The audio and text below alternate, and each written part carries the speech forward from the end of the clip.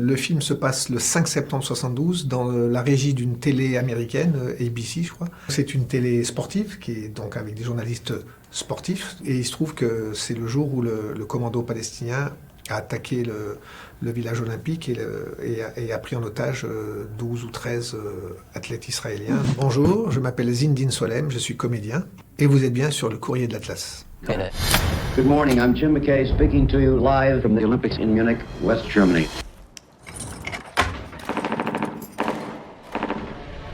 Do you hear that? Those gunshots? Cet événement du 5 septembre, je crois que c'était un des premiers événements comme ça, en ce qu'on pourrait appeler en mondiovision.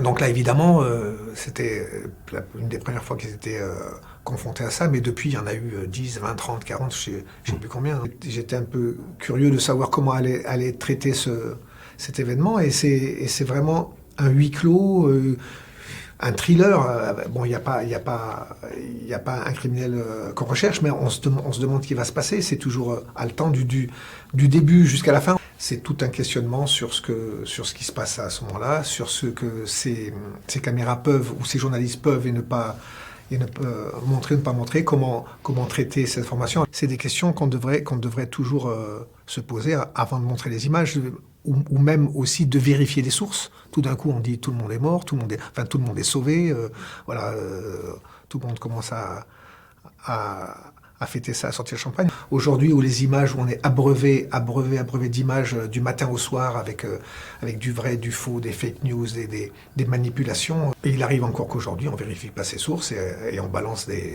rien que quand on voit cette pauvre fille algérienne, la boxeuse, il y a même Elon Musk qui a fait une déclaration. Le monde entier, en 3 secondes, peut donner son avis sur une allégation qui est fausse. Donc aujourd'hui, c'est pire et on devrait prendre plus de temps, mais on a de moins en moins de temps parce qu'il y a la concurrence. Le directeur technique était français, c'est pour ça que Tim est venu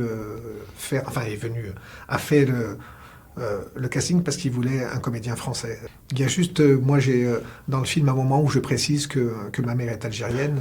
Alors je ne sais pas si le vrai, il faudra que je demande si c'est lui qui l'a rajouté parce que j'étais là. Mais quand j'ai lu le scénario, c'était déjà écrit comme ça. Je disais putain d'arabe, je disais je te rappelle que ma mère est algérienne. Il me répondait ouais mais c'est pas tous les arabes. J'ai dit de toute façon ma mère est pas arabe, elle est berbère, she's a Berber, je disais ça.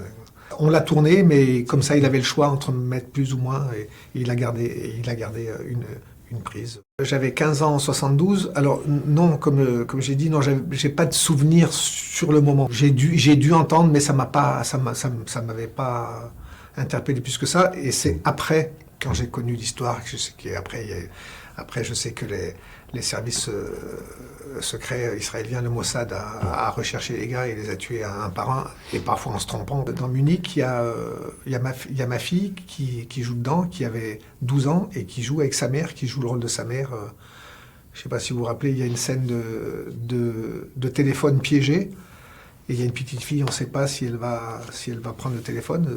Donc c'est ma fille qui elle n'avait même pas 12 ans, elle avait 11 ans je crois. Okay. Donc j'ai ma fille qui a joué avec Spielberg, mais pas moi, j'ai pas joué avec Spielberg. Moi j'ai joué avec Tim Fellbaum, et c'était bien aussi.